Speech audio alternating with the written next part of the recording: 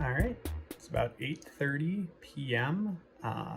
And I'm about to shut the lights and get about 4 hours of sleep. Gonna get up around midnight and start my drive down to Grand Teton National Park. I'm looking forward tomorrow to making a summit attempt on the Middle Teton.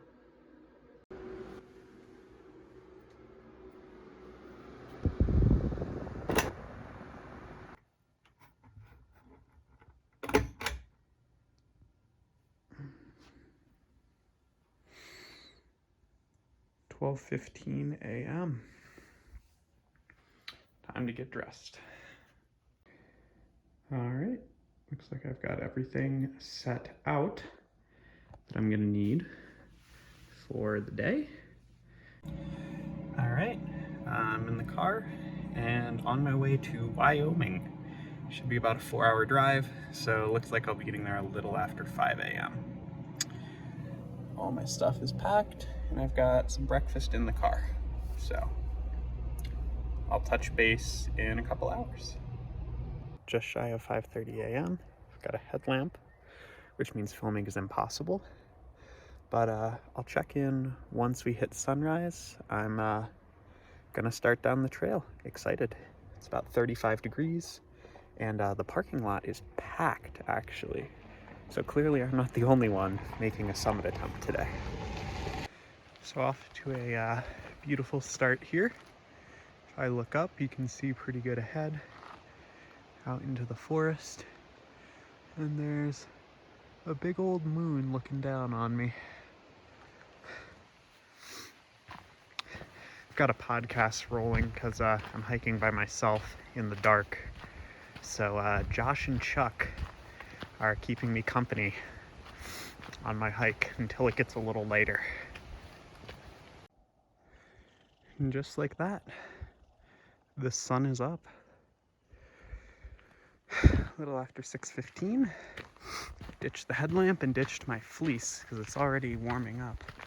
It's about 35 at the trailhead. I guess it's up to about 45 now. So sunrise was technically about half an hour ago, but there's these low-lying clouds. The sun is just starting to peek over.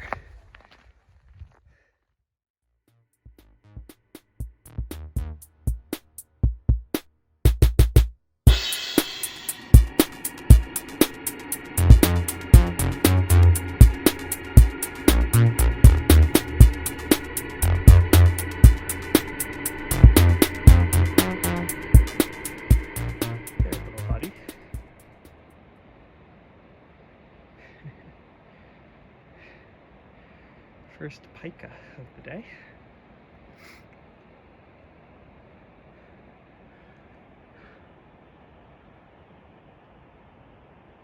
So I'm not 100% sure yet if that is the Middle Teton.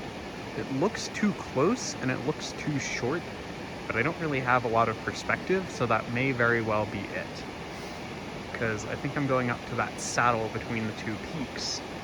If I'm not mistaken, I just ascend to the right, but we should see. In the meantime, I've got this beautiful waterfall and great views looking back down Garnet Canyon. It's coming up on 8 a.m. here. Made it to the first set of campsites. There's a beautiful little creek running through here. Ooh, pikas.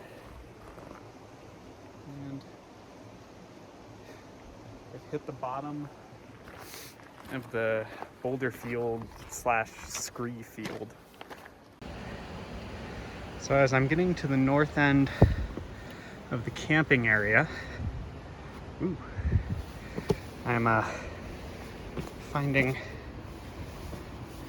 much more of a boulder field to deal with. And then all that garbage scree up there is going to be so much fun.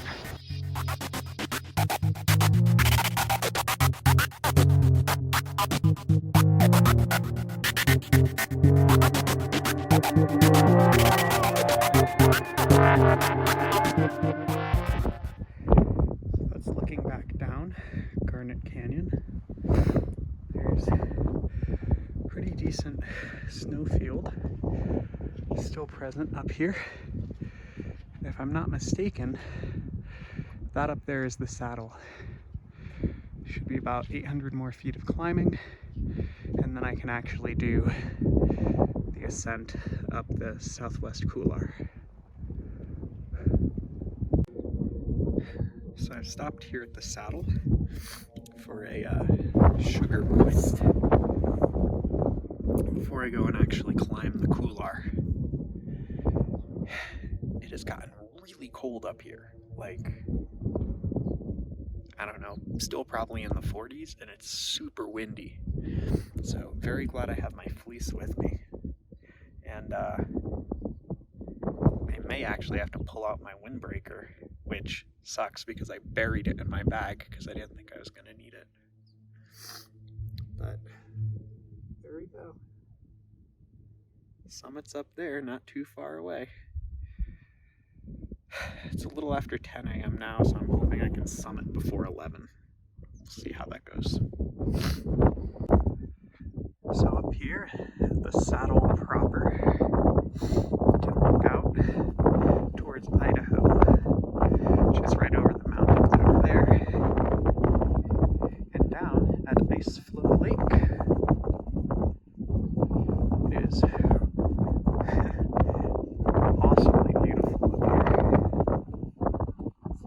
here. And there's south and middle. I'm gonna go around that pile of rocks. Let's see how the couloir should be.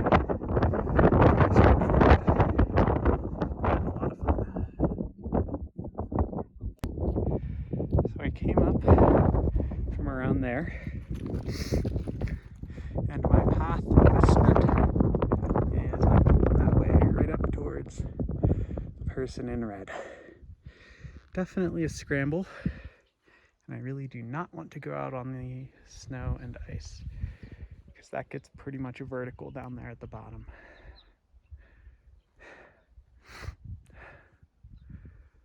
Whew. So I've made it up to the final summit push. Got about 1,000 feet of climbing up to the top. It's like a kind of final catch your breath spot here before the last push. It's near impossible to ever get any perspective on mountaineering terrain, but this is even. That's going up, and that's headed back down. And that wouldn't be so bad if like all these rocks weren't kind of loose. Super fun though. Just slow going. Especially considering you gain 1,400 feet in less than half a mile. So, yeah.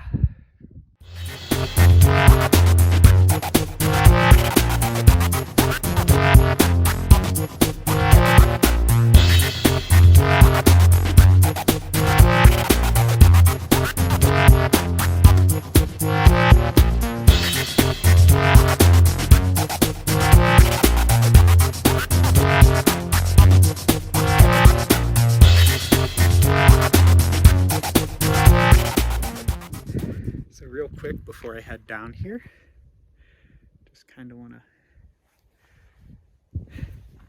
show that's Idaho out that direction. That is the Grand Teton.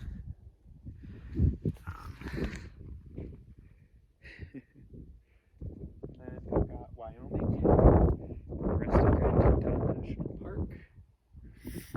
And then that's Barnett Canyon. And over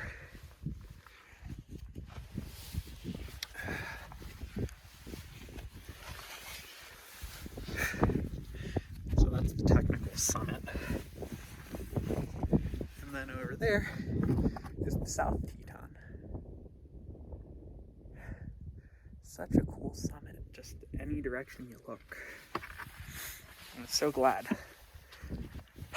that I decided to do this today. And then one more time. There's the Grand. And then you can just kind of follow all those awesome craggy rocks down the ridgeline to the lakes. And that's 6,000 feet down. And then Garnet Canyon is so beautiful. I'm excited to hike back down it and see it in the daylight. All right, a little afternoon. I have started my descent. Took me a little under 6 hours to make it up. We'll see on the way down. This is not exactly prime descent conditions, but what goes up must come down. 6,000 feet of down.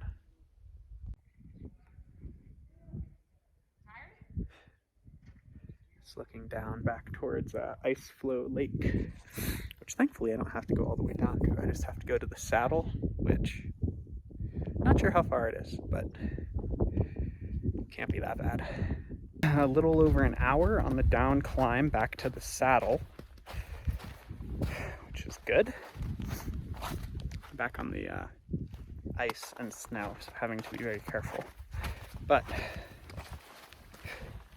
from here on out, should just be a very beautiful descent back to the car. That was fun. I don't know what the deal is. There are like hundreds of butterflies everywhere.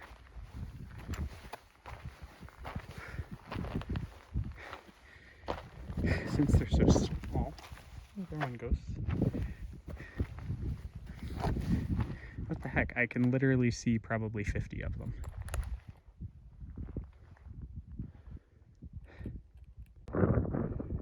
Making decent progress down the rock field.